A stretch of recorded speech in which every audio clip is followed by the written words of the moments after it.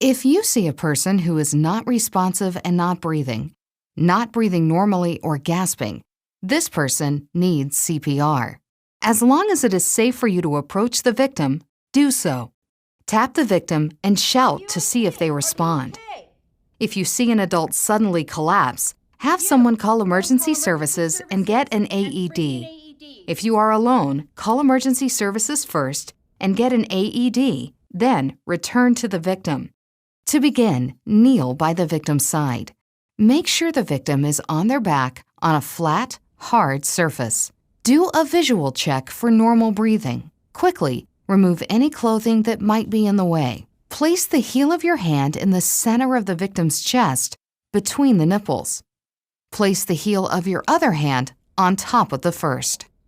Push the chest down firmly at least 2 inches. Between each compression, allow the chest to return to its normal position. Continue giving compressions either until the victim starts moving or until trained help takes over.